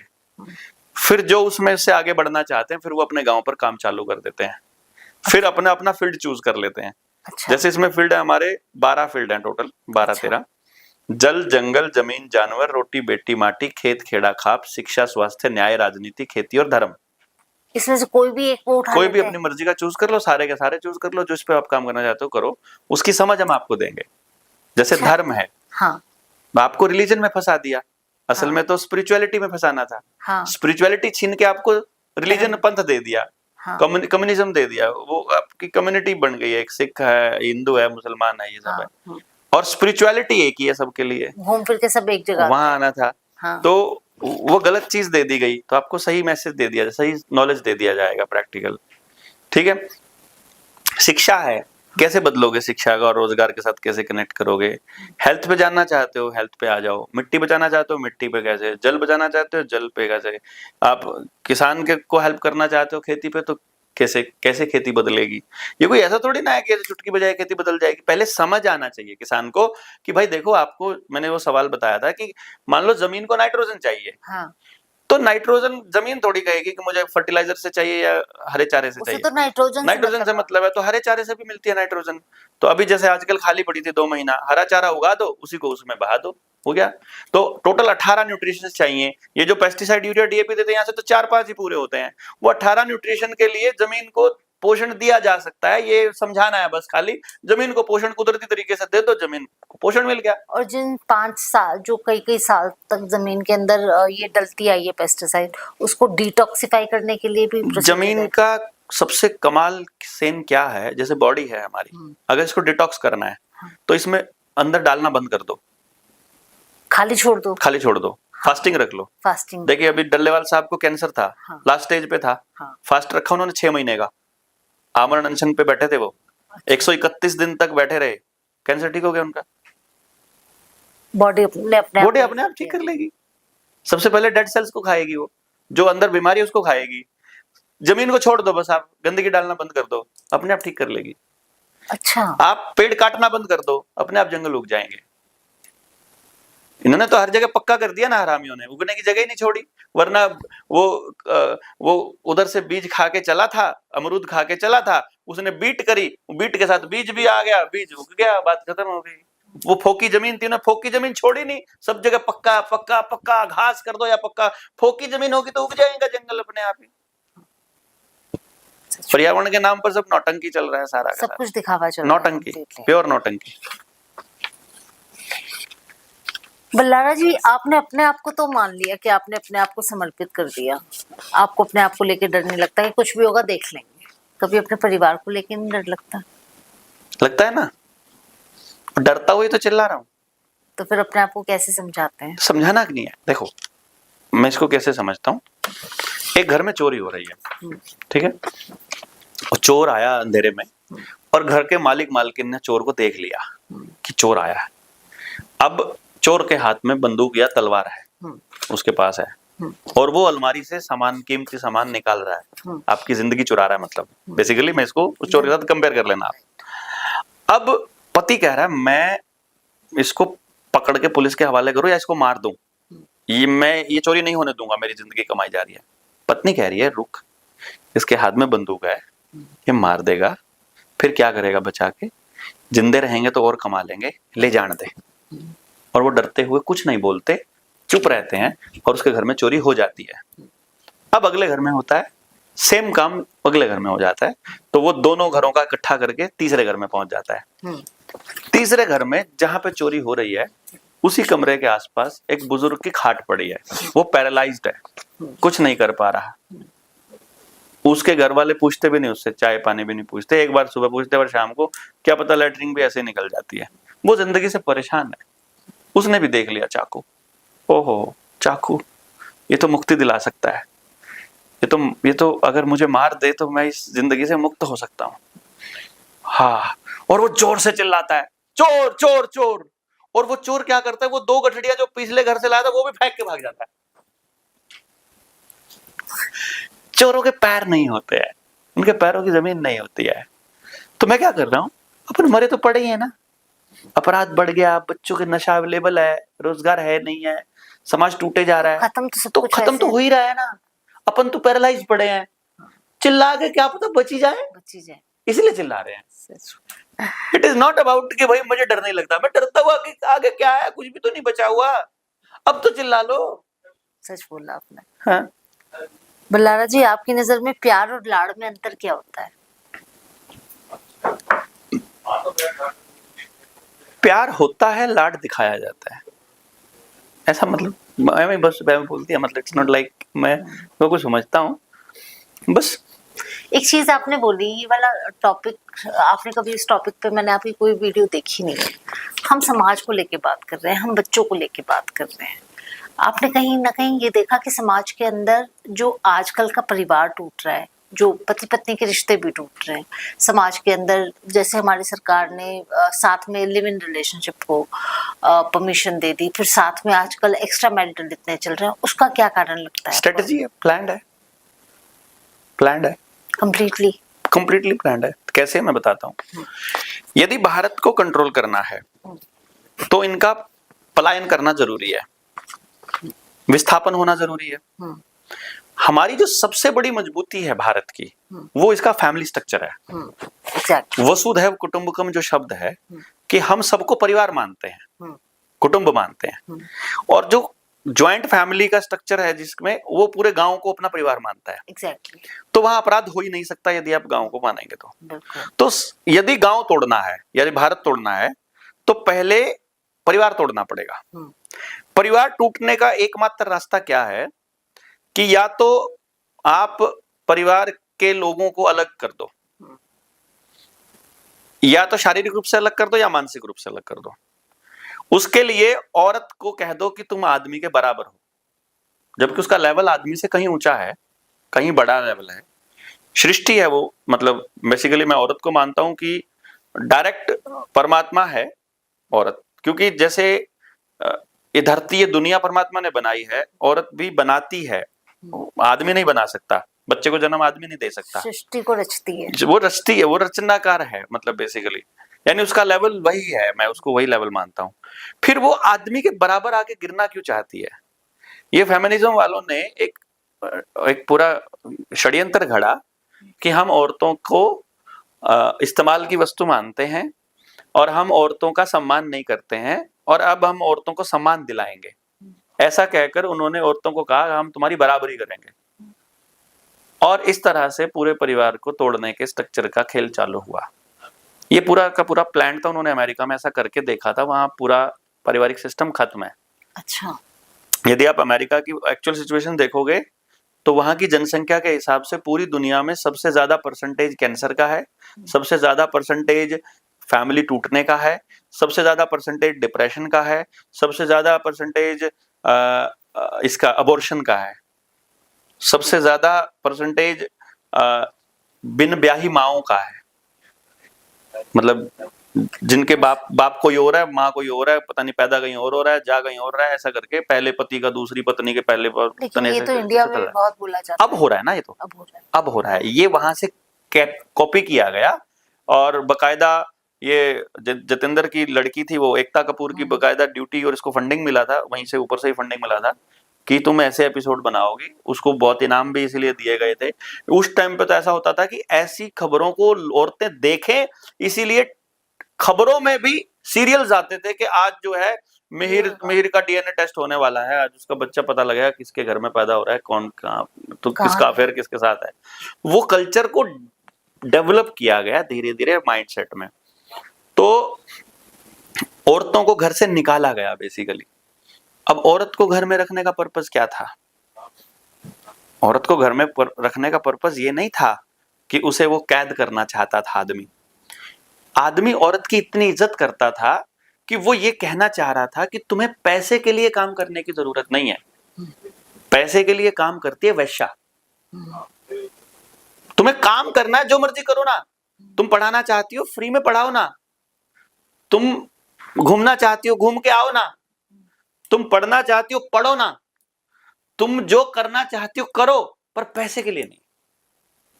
आदमी उसको ये कहना चाह रहा था असल में, उसको बता पलट के क्या स्ट्रेटजी कुछ और थी और दिखाई गई कुछ और मीडिया के माध्यम से। वो औरत को ये कह रहा था यार, औरत का पूरा महीना हार्मोन्स में उलट पुलट में चलता है। पूरे महीने के 30 दिन में 30 के 30 दिन अलग हार्मोन चलते हैं उसके, ठीक है। अब उसे, और वो हार्मोन बैलेंस तब रहेंगे जब वो टेंशन फ्री रहेगी। एक औरत जो काम करती है, सुबह उठते ही बच्चों की टेंशन, रोटी बनाने की टेंशन, पैकिंग की टेंशन, हाजिरी लगाने की टेंशन, फिर बॉस के काम की टेंशन, फिर कर्जा ले लिया ईएमआई की टेंशन, फिर फैमिली की टेंशन, फिर आगे सास ससुर की टेंशन, फिर वो ब्याह शादियों की टेंशन, फिर सजने संवरने की टेंशन, फिर लोग क्या कहेंगे इसकी टेंशन। और उसके हार्मोनल सारा बैलेंस ही कचरा कर दिया, उसका सारा फैमिली स्ट्रक्चर खराब कर दिया औरत को कर्जदार बना के। और औरत पैसे के लिए काम करने निकल गई। अभी गुड़गांव में जाके देखो हाल औरतों के, सिगरेट देखो, दारू देखो, आदमियों को रंडी खाना बना रखा है पूरे गुड़गांव का। आदमियों को भी मात देती हैं। It was all planned. Feminism is a big scam with women. जितने महिला आयोग हैं, ये महिला आयोग परिवार तोड़ने के लिए बनाया गया था। आज महिलाओं के साथ क्या हो रहा है दिल्ली में देख रहे हो ना। महिला आयोग चुप बैठा है, एकदम सांस भी नहीं आ रहा किसी महिला आयोग को, ना स्टेट का महिला आयोग, ना राज्य का। वो स्वाति मालीवाल क्या कूद कूद के महिला आयोग, महिलाओं के रैली, महिलाओं के बीजेपी में है, चुप भी नहीं करती। वो पुलिस वाले क्या कर रहे हैं उनके साथ में? बहुत गलत कहाँ गए? तरीके से ट्रीट हो रहा है। कहाँ है महिला आयोग? वो नहीं है। जब परिवार पे बात आएगी ना, थानों को स्पेशल इंस्ट्रक्शन दे रखी है, औरत की ड्यूटी आ जाए, जो औरत की कंप्लेंट आ जाए तो रगड़ दो सबको। हम जिन बच्चों को आज तैयार करते हैं, कल वो पॉलिटिक्स में जाएंगे तो फिर वैसे ही नहीं हो जाएंगे। बच्चों को तैयार करना है ना आपने, पॉलिटिशियन तैयार थोड़ी करना है। बच्चे अब तैयार बच्चों को करेंगे तो पॉलिटिकल जाएंगे तो फिर वही वाली चीजें। बच्चों को जो सिखाना है वो क्या सिखाना है कि उधर सत्ता में कोई भी बैठा रहे, पावर अपने पास रखनी है। उनकी पावर अपने पास रख, चाबी अपने पास रखनी है। गांव को ये सिखाना है। सब समझिए कि अगर आज से हम जिन बच्चों को एजुकेट कर रहे हैं वो बच्चे जवान होंगे, 20-30 साल के जब भी होंगे, फिर अलग अलग फील्ड के अंदर जाना है जहाँ पे भी उन्हें प्रोफेशनली वर्क करना है। उसमें से कुछ बच्चे पॉलिटिक्स में भी जाएंगे, तो फिर घूम फिर के हमारे बच्चे वहीं नहीं रगड़े जाएंगे। देखो, जैसे एक बच्चे ने मेहनत की, हाँ, और वो कलेक्टर बन गया या नेता बन गया। बनता है। हाँ, यदि मेहनत करी है बच्चे ने, हाँ, तो बच्चे को लगेगा कि मैंने मेहनत की है, मैं अपनी मेहनत के दम पर बनाऊं जो भी बनाऊं। यदि मेहनत करी है उसके माँ बाप ने, पैसा लगाया, तो बच्चा बड़े होकर अपने माँ बाप के लिए काम करेगा। पर अगर बच्चे को तैयार किया है समाज ने, गांव ने, तो बच्चा बड़ा होकर क्या कहेगा कि मेरे ऊपर एहसान किसका है? गांव का। तो बड़ा होकर कभी गांव का नुकसान नहीं करेगा वो। यदि उसको तैयार माँ बाप कर रहा है अकेला, या वो खुद कर रहा है अपनी मेहनत से, तो बड़ा होकर समाज का कुछ नहीं करेगा। आप देखो कि डीसी, कलेक्टर कभी कुछ भी बन गए, उनको ये एहसास दिला तुमने मेहनत की थी तो तुम बन गए। तो सोसाइटी का वापस कभी कुछ करते ही नहीं ये लोग। आपको कहाँ तक ठीक लगता है कि कैशलेस इकोनॉमी ठीक है? कैशलेस तो कुछ भी नहीं होता। अभी जैसे मोदी जी, धन होता है असली धन, जो ना धन होता है, जो रियल धन होता है। अभी मेरे पास काउंसलिंग हुई, ठीक है। अब मेरे पास दो रास्ते हैं। देखो, ये एक तो मुझे दे गया बंदा इन नोटों में फीस दे गया, इस नोट में फीस दे गया, अच्छा, ठीक है। एक बंदा दे गया मुझे इन सिक्कों में फीस, ये चांदी का सिक्का है, ठीक है। और एक मेरी काउंसलिंग की फीस थी, ये दे गया मुझे, चांदी है ये प्योर, अच्छा, ठीक है। तो फीस थी मेरी 1.5 लाख रुपए की, तो मुझे ये 700-800 ग्राम चांदी है मेरे पास आ गई। इसको तो कोई भी डिमोनेटाइजेशन में बंद कर सकता है। हाँ, कोई भी नोटबंदी आएगी बंद हो जाएगा, बिल्कुल। इसको तो कभी भी वो हो जाएगा, हाँ, मतलब खत्म हो जाएगा। हाँ, डिजिटल करेंसी है तो उसको जिसके हाथ में वही बंद कर देगा। इसको बंद करके दिखाओ, धातु की वैल्यू खा के दिखाओ, खा दोगे? नहीं। 1 किलो अनाज 1000 साल पहले जितनी ऊर्जा देता था उतनी ऊर्जा आज दे रहा है, उसकी वैल्यू खा के दिखाओ। जमीन हर साल पैदा करके दे देगी, उसको खा के दिखाओ। असली धन इकट्ठा करना सिखाना है बच्चों को। डिजिटल करेंसी और ये बैंक नोट नकली हैं, ये हमें लिख कर दे दिया आरबीआई ने। ये फ्रॉड है, बहुत बड़ा फ्रॉड है मानव इतिहास के साथ। उसकी ऊर्जा खाने का बहुत बड़ा फ्रॉड है। असली जो धातु है, असली जो धन है, वो धातु है। ओके। सोना और चांदी ही धन है। अगर ये जोड़ते हैं, ये रखते हैं, बच्चों को इनकी वैल्यू। अभी आपने ये नकली लगा रखे हैं, हाँ, खाने के ऊपर, हाँ जी, ठीक है, दिखावटी। हाँ, यदि आपको ये पता चल जाए कि शरीर में नाभि से ऊपर सोना, हाँ, और नाभि से नीचे चांदी बॉडी की हेल्थ के लिए बहुत फायदेमंद है, फिर आप दिखाने के लिए नहीं लगाओगे, फिर आप हेल्दी रहने के लिए लगाओगे, फिर धातु से आप भागोगे नहीं। एग्जैक्टली।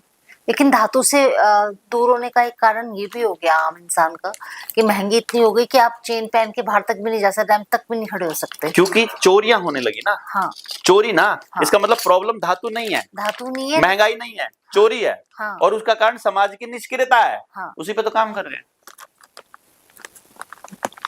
भाई। जब मैं ये कह रहा हूँ करप्शन प्रॉब्लम है, तो समाज की प्रॉब्लम है ना ये। हाँ, ये कोई आपकी प्रॉब्लम थोड़ी ना है। अगर असुरक्षित आप फील कर रहे हो तो मैं भी तो कर रहा हूँ, मेरे बच्चे भी तो कर रहे हैं, मेरी पत्नी भी तो कर रही है, मेरी माँ भी तो कर रही है। तो अगर वो कर रही है असुरक्षित महसूस, तो ये हम दोनों की प्रॉब्लम है ना। तो दोनों मिलकर करते हैं ना सोल्यूशन।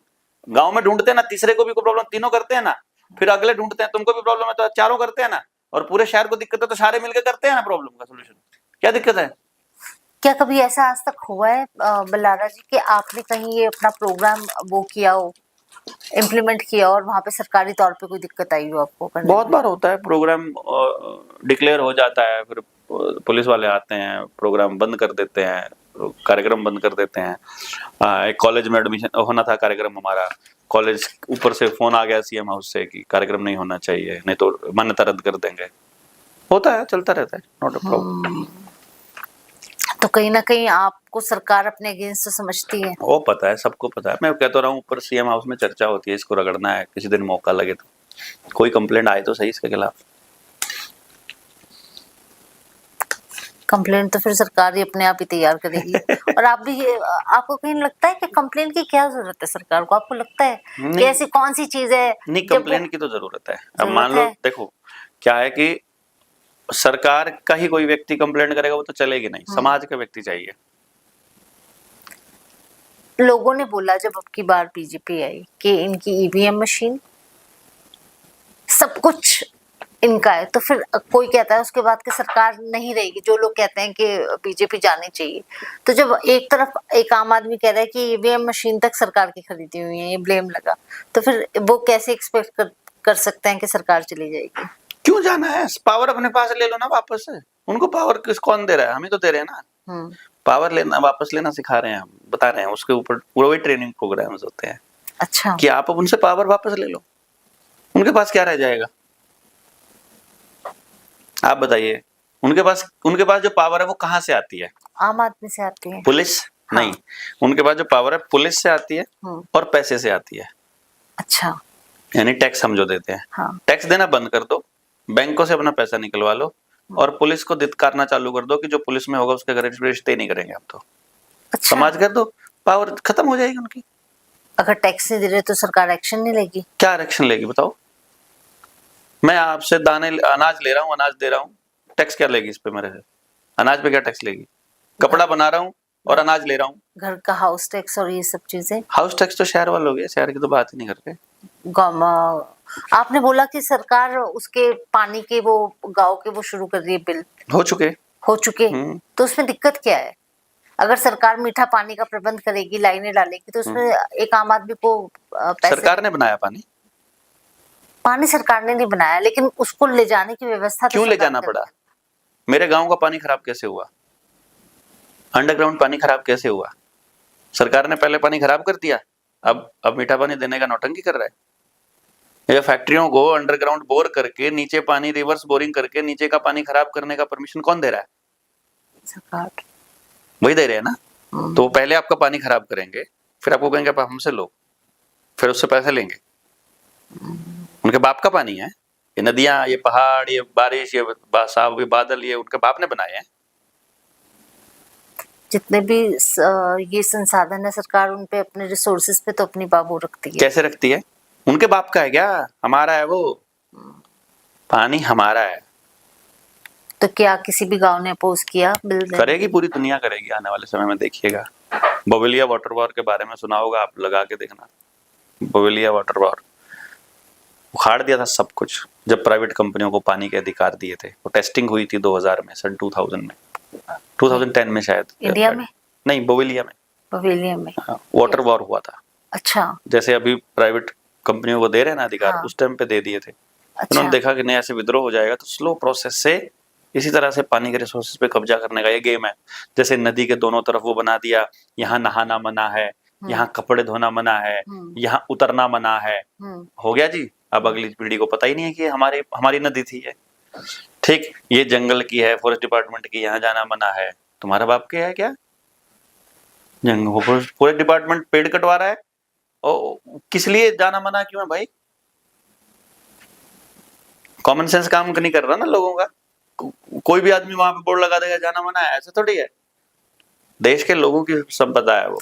क्या देश ने अपनी बात रखनी या पूछना बंद कर दिया, उसका फायदा आगे जो सबका? ऑब्वियसली, बिल्कुल। अगर आप पूछते हो तो देशद्रोही साबित कर दिए जाओगे मीडिया में। पूरा ध्यान रखते हैं ये लोग, चारों तरफ का ध्यान रखते हैं। सीआईडी के माध्यम से चेक रखते हैं।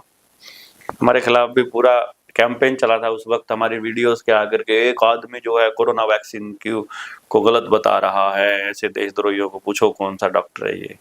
अच्छा, जैसे भी मैं देख रही थी कि हमारे करनाल के अंदर भी 2-3 इन्फ्लुएंसर्स थे जो चमार समाज के लिए काम करते थे। उनके बहुत अच्छे फॉलोवर थे, फॉलोइंग भी बहुत अच्छी थी। उनके डीएक्टिवेट वो खत्म कर दिए अकाउंट्स। कोई नहीं, ठीक, अच्छी बात है, सबके होने चाहिए, तभी समाज की वैल्यू समझ आएगी। मैं तो कह रहा हूँ मेरे भी हो जाएगी। लेकिन ऐसा नहीं लगता कि अगर हम जो एक समाज में प्रयास कर रहे हैं उससे कई गुना ज्यादा एक्टिव हम बाहर रहते हैं, सोशल मीडिया के थ्रू हमारी अवेयरनेस लोगों तक पहुंच पाती क्योंकि है। हमें इजी लगता है ना, everybody wants to be easy and busy. आप बोलोगे ना कुछ करता नहीं है, उसे बोलोगे बहुत बिजी हूं मैं। हाँ, ना करने वाले बहुत ज्यादा बिजी होते हैं, करने वाले उतने बिजी नहीं होते। मैंने अपनी जिंदगी में कभी किसी को ये नहीं कहा कि मैं बहुत व्यस्त हूं या मैं मेरे पास समय नहीं है, कभी नहीं, कभी जिंदगी में नहीं कहा। आपको ये देखना होता है कि आपकी प्रायोरिटी में है वो काम करना है कि नहीं करना है। जस्ट मैं तो साफ बोलता हूँ मुझे ये काम करना नहीं, मैं बोलता हूँ मुझे ये करना है तो समय निकालना पड़ेगा आपको, कुछ ना कुछ छोड़कर। यहाँ से वहां जाना है तो ये जगह छोड़नी पड़ेगी ना वहां जाने के लिए, सिंपल है। आपको एक काम तो छोड़ना ही पड़ेगा दूसरा काम करने के लिए, तो इसके लिए एहसान क्या है किसी के ऊपर। एक इंसान अपने आप को सबसे ज्यादा व्यवस्थित कैसे रख सकता है? क्यों रखना है व्यवस्थित, अंदर सिस्टम व्यवस्थित रहना चाहिए। बाहर तो ना नहाए क्या फर्क पड़ रहा है, कपड़े जैसे मर्जी पहन ले क्या फर्क पड़ रहा है। लेकिन आजकल तो अगर आप ये वाली बात हम बाहर जाके कहते हैं, जैसे मुझे ऐसा लगता है कि दिखावा जब दिखावे की जगह है तो ठीक है, लेकिन अगर नॉर्मल में अब आपको पता लगा मैं 3 दिन से नहाया नहीं हूँ, नहीं पता लगा, फिर क्या फर्क पड़ रहा है। व्यवस्थित किसको कहेंगे आप, देखो आपके विचार व्यवस्थित होने चाहिए। मान लो बहुत सूटेड बूटेड है और घर की औरतों के ऊपर, लड़कियों के ऊपर गलत नजर रखता हो, ऐसा आदमी चाहिए आपको। बहुत सारा पैसे वाला हो और ऐसी नियत वाला हो, चाहिए आपको? नहीं। क्यों नहीं चाहिए भाई, आप क्यों मना कर दिया? क्योंकि वो प्रायोरिटी नहीं है। नहीं है, नहीं है, एग्जैक्टली। वो तो हम ऐसा देख रहे हैं कि जो अंदर से व्यवस्थित होगा वो बाहर से भी होता होगा। वो मिरर इमेज हम देखने की कोशिश कर रहे हैं कि पहले जो सामने से व्यवस्थित होगा वही अंदर से हो सकता है। ऐसा कोई जरूरी नहीं होता, नहीं होता, जरूरी नहीं होता, जरूरी नहीं हो भी सकता है ना भी हो। आपने देखा है, आप हम बात कर रहे हैं एक इंसान को जीने की, जो आप बात करते हैं, जबकि आप सोशल मीडिया खोलोगे आप देखोगे तो सारी की सारी दुनिया अपने आप में सिर्फ एक ही टारगेट है लाइफ के अंदर, पैसा कमाना। इसके अलावा दूसरा टारगेट ही नहीं है, घर परिवार बच्चे सब छोड़ा हुआ है सिर्फ पैसा कमाने के लिए। क्योंकि ना पैसे में परचेसिंग पावर होती है, क्योंकि हमने पैसे वाले को इज्जत देना शुरू किया, उन्होंने देखा कि कुछ लोग पैसे वाले को इज्जत दे रहे हैं। अब जैसे मेरा बच्चा है ना, वो देख रहा है उसके पापा को, किसी की गाड़ी, किसी का पद, कोई कितना ही बड़ा हो। अब जैसे एक गवर्नर थे, मैं नाम नहीं लूंगा, अब उनको अपने बच्चे की काउंसलिंग करानी थी। मेरे पास फोन आया कि मुझे काउंसलिंग करानी है, मतलब अपने किसी फैमिली मेंबर की। तो मैंने कहा चंडीगढ़ आना पड़ेगा। बोले आप आ जाइए गवर्नर हाउस। मैं कहा क्या करने, गेस्ट बनिए आप हमारे। गेस्ट बनने फिर आऊंगा ना बाद में। एक बाप के नाते, एक दादा के नाते, एक रिश्तेदार के नाते आप आइए, आपको आना पड़ेगा पहले, अगर काउंसलर के पास आना है। फिर जब हम एक दूसरे की फैमिली बन जाएंगे फिर मैं आऊंगा आपके पास एज ए फैमिली। जब मुझे कभी जरूरत पड़ेगी गवर्नर साहब की तो मैं गवर्नर के ऑफिस आऊंगा। क्या कभी बल्लारा तो जी, वो बेटा देख रहा है कि यार ये आदमी को कोई फर्क ही नहीं पड़ता है। कभी ऐसा हुआ है कि किसी ने आपको सामने से या सिस्टम का होने की वजह से तो सामने से अपोज किया हो और अंदर आपको अप्रिशिएट किया हो? नहीं, अपोज तो नहीं करते। हाँ, ऐसा किया, बहुत किया। उनके बच्चे मेरे पास पढ़ते थे, लेकिन मेरे सामने ही लट लेके खड़ा था एक डीएसपी, और उसके बच्चे आप उसके बच्चे मेरे पास पढ़ते थे। क्या वो सिस्टम की वजह से होता है कि कुछ नहीं कर सकते, उन्हें अपनी जॉब पे वो रखना बस कुछ लोगों के लिए जॉब इम्पोर्टेंट होती है, उन लोगों के लिए होगी जो ऐसा करते हैं, मेरे लिए नहीं होती है। लेकिन इंटरनल वो भी जानते हैं सही क्या है नहीं है। ऑब्वियसली जब वो मेरे पास अपने बच्चों को भेज रहे हैं तो इसका मतलब है कि दुनिया में मुझसे ज्यादा ट्रस्टवर्दी आदमी मिला नहीं उनको। किसी के पास भेजने का मतलब यही है ना, अपने बच्चा तो सबसे इम्पोर्टेंट पूंजी है किसी इंसान की। अगर अपने बच्चे को किसी के पास भेजना है तो मतलब उससे अच्छा उसके सर्कल में उसे आदमी नहीं, सबसे बेस्ट के पास भेजना चाहेगा ना, बिल्कुल अपनी कैपेसिटी में। बिल्कुल। तो वो मुझे सबसे बेस्ट मान रहा है, पहले ही उसने बच्चा भेज के साबित कर दिया। क्या अगर हम ये देखें सामाजिक तौर पे जो एक बोला भी जाता है, क्या सिर्फ जो पूंजीवादी लोग हैं जिनके पास अथाह पैसा है सब कुछ, चाहे वो हमारे देश के अंदर है अभी के लिए, जो पैसे वाले हैं, चाहे इंटरनेशनल, सब कुछ उन्हीं के हाथ में है। अभी तो ऐसा ही है, मैंने बताया तो था आपको, भारत का लेवल पे बजट है वो एक कंपनी की वो उस लेवल पे है, लेकिन अगर हम सामाजिक रूप से है देखें, ही नहीं ग्राम कुछ भी। समाज में, यहाँ पे तो देखो क्या आता है कि आपने पावर दे रखी है, जिसको भी दे रखी है आप, मतलब मैं जनता की बात कर रहा हूँ, आदमी ने दी है ना पावर। भाई एक पैसे वाला आदमी एंटर किया, मैं उसको अगर उसके पैसे की वजह से रिस्पेक्ट कर रहा हूँ तो मैंने पैसे को पावर दे दी। यदि मैं उसके कर्म, उसके टैलेंट की वजह उसके टैलेंट या उसके कर्म की वजह से उसको रिस्पेक्ट कर रहा हूँ तो मैंने उसके टैलेंट को पावर दे दी। तो ये तो हमने दिया हुआ है, जो दे रहा है वो दे दे, नहीं तो हमारी तो नहीं है किसी के हाथ में। ना हमें किसी पुलिस वाले से डर लगता, ना किसी पैसे वाले कि हम पैसा देख के इज्जत करते, ना हम किसी पॉलिटिशियन की पावर देख के हम करते, हम तो नहीं करते। बहुत अमेजिंग बल्लारा जी, बहुत मतलब मेरे लिए लाइफ का एक बहुत अलग चैप्टर है आपसे बात करना। मैंने आपको बुलाया इंटरव्यू के लिए था, लेकिन ये बिल्कुल ऐसा चैप्टर है आपसे बात करना कि मतलब जैसे अब तक दिखाया जीवन में कुछ और था, लेकिन जीवन कुछ और है। ये कहीं ना कहीं जब आप स्पिरिचुअल होते हो, मैं स्पिरिचुअल हूँ बहुत ज्यादा, तो ऐसा लगता है जीवन के अंदर, लेकिन कई बार है ना हमारे पास वो लोग नहीं होता, वो मार्गदर्शक नहीं होते कि क्या जो हमारा थॉट प्रोसेस है या सोच है या सही है। तो मुझे ऐसा लगता है कि जीवन के अंदर वो लोग होने जो आप एग्जैक्टली कर रहे हैं ना लोगों के लिए या बच्चों के लिए। क्योंकि मैं एजुकेशन सिस्टम से सिर्फ सच में ये देख रही थी कि सर्कल में है, ये जैसे बच्चा, ये विष्णु मेरे 20 साल के बाद हुआ था बेबी सरोगेसी से। तो जब मैं ये वाली चीज देख रही थी कि क्या पढ़ा रहे हैं एग्जैक्टली, टीचरें क्या कर रही हैं, लेकिन मुझे ऐसा लगा था कि एक आम, मैं मोस्ट ऑफ द टाइम ना क्या सोचती हूँ, बहुत सारी चीजों में आती है अवेयरनेस, एक आदमी क्या पहाड़ फोड़ने का, छोड़ो जो चल रहा है चल ही रहा है। एग्जैक्टली कई बार एक आम आदमी का जो मत मुझे अपने तरीके से लगाना है, जो लोग मैं बात करती हूँ मोस्ट ऑफ द पीपल की यही बात है, अरे यार छोड़, चल रही है ना, हमारी भी कट गई इनकी भी कट जाएगी, ये वाले थॉट प्रोसेस में चल रहा है। आपके चैनल को देखने वाले लोग अपना जनता सरकार मोर्चा का एक नंबर है 741 एक नंबर और 9889 और 825 825 741 जो मैंने नंबर बोले थे ना उसमें 825 नंबर है। 7419889 और 825। ठीक है। आपके चैनल पे जितने लोग देख रहे हैं, जहां भी देख रहे हैं, हाँ। वो लोग इस नंबर पर मैसेज कर दो अच्छा। कि हम करनाल में पेरेंटिंग पे बात करना चाहते हैं। अच्छा। तो हम ये जो मंगलसेन ऑडिटोरियम है इसमें हम पेरेंटिंग पे एक सेमिनार कर लेंगे बहुत बड़ा, पूरा दिन सुबह से लेकर शाम तक सभी पेरेंट्स के सभी सवालों के जवाब और इस तरह से बात, या और मुद्दों पर बात करना चाहते हैं तो मोहल्ला वाइज मीटिंग करना चाहते हैं, सेक्टर वाइज करना चाहते हैं, तो पहले हमारे साथी आ जाएगा कोई। हाँ। वो देख लेगा कि इतने साथी यहाँ हो गए हैं, इतने यहाँ हो गए, इतने यहाँ हो गए, फिर हम लोग पूरे करनाल का एक मीटिंग फिर कर लेंगे कि छोटे छोटे ग्रुप में बुलाना चाहते हो तो हमारा कोई साथी आ जाएगा। हाँ। वो सबसे मिल लेगा, राइट। मोटे मोटे सवालों के जवाब दे देगा और गहरे सवालों के जवाब के लिए बोल देंगे हम मीटिंग रखेंगे, देवेंद्र भाई आएंगे तब हम कर लेंगे, और फिर पूरे करनाल की एक मीटिंग कर लेंगे। जो भी लोग अपने बच्चों के लिए करना चाहते, देखो सिंपल सा फंडा है, हम कोई स्कूल नहीं खोलने वाले कि आपको हमारे स्कूल में एडमिशन लेना पड़ेगा। Exactly. हम आपको तैयार कर देंगे कि जो टीचिंग के लिए शौकीन लोग हैं वो टीचिंग में आ जाओ, उनको पढ़ाना सिखा देंगे। जो मैनेजमेंट के लोग हैं उनको मैनेजमेंट सिखा देंगे। जो परवरिश पे काम करना तो परवरिश पे आ जाओ, जो खेती पे करना तो खेती पे आ जाओ। हम उनको बताएंगे कैसे करना है, आप उसको अवेयरनेस को आगे ले जाओ। बेसिकली हम जो अब तक का जो चलता आ रहा है उसको करेक्ट करने की बात कर रहे हैं कि हाँ। आपने अब तक सीखा कुछ और था, हाँ, उसका तरीका कुछ और उसको था। कुछ हो रहा है और तरीका भी पॉसिबल है, सर बताना है बस खाली। तो आप आ जाओ, आकर के बात करते हैं। यदि आपको अपने बच्चे के लिए करना है, आप मान लो मुझसे चाहते हो अपने बच्चे के लिए कुछ करवाना, तो फिर आपको बाकी के बच्चों के लिए करना पड़ेगा। जैसे अगर 100 पेरेंट है ना, तो 100 के 100 बच्चों के लिए हमको करना है, 100 के 100 के लिए, एक भी नहीं छोड़ना। तो फिर 100 के 100 पेरेंट्स को अपना योगदान देना पड़ेगा।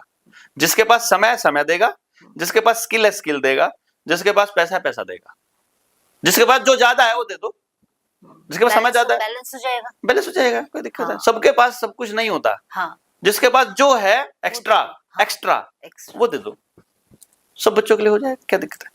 अगर मैं इसको एक प्रैक्टिकल बात इस समय आपसे कहूंगा, अगर ऐसा कोई वो शुरू करते हैं तो क्या इसमें व्यवधान डालती है आसपास के? हमारी पर्सनल काम में कौन व्यवधान डाल देगा? मुझे जीने में रोकने में क्या भाई, मेरा बच्चा आपके स्कूल में नहीं पढ़ा। हाँ। और उसका सर्टिफिकेट नहीं है। हाँ। ज्यादा से ज्यादा क्या होगा, नौकरी नहीं मिलेगी। हमने करवानी ही नहीं। नौकर पैदा थोड़ी किया हमने। क्या आप ये इसको क्या बोलोगे, बच्चा बड़ा होकर बहुत अच्छा नौकर बनना है? नहीं,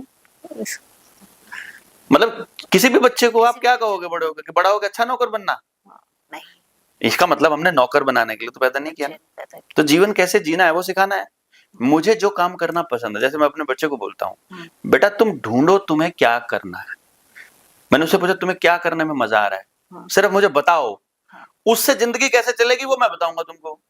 कि कहने का मतलब है बच्चे को जिस काम को करने में मजा आता है उसी में उसका रोजगार। वो बोला है मुझे किताबें पढ़ने का शौक है। हाँ। तो मैंने कहा तुम ये किताब जो पढ़ रहे हो, क्या तुम ये किसी को बता भी सकते हो? हाँ बता सकता हूँ। तो स्टोरी टेलिंग का काम चालू कर लेंगे, क्या दिक्कत है? स्टोरी टेलिंग की क्लासेस लगा लिया करेंगे, लाइब्रेरी खोल लेंगे अपनी। तो तेरी किताबें इतनी ज्यादा हो गई हैं, और पढ़ता रहना और लाता रहना। ठीक है, अच्छा और क्या पसंद है? खेलना पसंद है तो खेल के पैसा, खेल स्पोर्ट्स मैनेजमेंट हो गई, स्पोर्ट्स की फिटनेस का हो गया, स्पोर्ट्स का सामान हो गया, स्पोर्ट्स के मैनेजमेंट का, कि हर चीज से कनेक्टेड। कितने सारे तो काम है यार, काहे को घबरा रहे हो तुम जो करना चाहते हो उसी से जीवन चल सकता है, क्यों घबरा रहे हो? तुम्हें वही क्यों करना है कि दुनिया की नजरों में फिट होने के लिए क्यों करना है? क्यों तुम्हें इंजीनियर बनना है धक्के से? क्यों पेरेंट्स किसी और को दिखाने के लिए क्यों करना है तुमको? कुछ भी किसी और को दिखाने के लिए क्यों करना है? जो कि अक्सर पेरेंट्स के दबाव में बच्चे करते हैं और वो असफल होते हैं और फिर वो अपनी जान से खेल जाते हैं। बिल्कुल।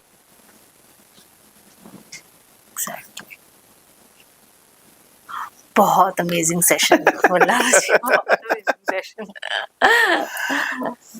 आज हमारे स्टूडियो में थे देवेंद्र बल्लारा जी। मैं सच बताऊं, जब मैंने उनको स्टूडियो में इनवाइट किया था, बहुत दिनों से कोशिश कर रही थी, तो फाइनली आज वो हमारे स्टूडियो में आ गए थे। जब मैंने उनसे बात की, तो जब मैंने बात की थी और जो मैंने क्वेश्चन निकाले थे ना, वो क्वेश्चन वो थे जो शायद मैं उनको देखती आ रही थी, अब तक कितने टाइम से फॉलो कर रही थी। लेकिन जब मैंने उनसे बात शुरू की ना, तो मेरा जो पूरा का पूरा पेपर थे, मैंने पूरे पेपरों में अगर आप ध्यान देंगे तो मैंने वो पेपर्स नहीं पलटे, क्योंकि मैं जिस एजेंडा पे उनसे बात करना चाह रही थी या जो बातें मैं उनसे करना चाह रही थी, जब मैं उनसे मिली और मैंने उनसे बात शुरू की, तो मुझे ऐसे लगा कि मैं क्या बात करने वाली हूँ उनके साथ, क्योंकि बात और अर्थ और सोच तो उससे कहीं परे थी, बिल्कुल ही परे थी। शायद एक अगर मैं उनसे ना मिलती तो शायद जो इतना फर्क थॉट प्रोसेस में या चीजों को समझने में आया, आज एक्चुअल में मुझे पहली बार समझ में आया कि अगर कोई आपको एक ही चीज को किस नजरिए से, अगर आपको एक जना दिखा रहा है तो वो दिखती है, और जब उस नजरिए को करेक्ट किया जाता है तो कैसे नजर आती है। तो मेरी आज का मतलब, मेरी जो डिस्कशन हुई बल्लारा जी के साथ, या मेरा जो आज का सेशन था, वो मेरे लिए बहुत लाइफ चेंजिंग मेरे लिए था। तो thank you so much sir. धन्यवाद जी, धन्यवाद, बहुत बहुत धन्यवाद। बहुत अमेजिंग था सर, बहुत अमेजिंग।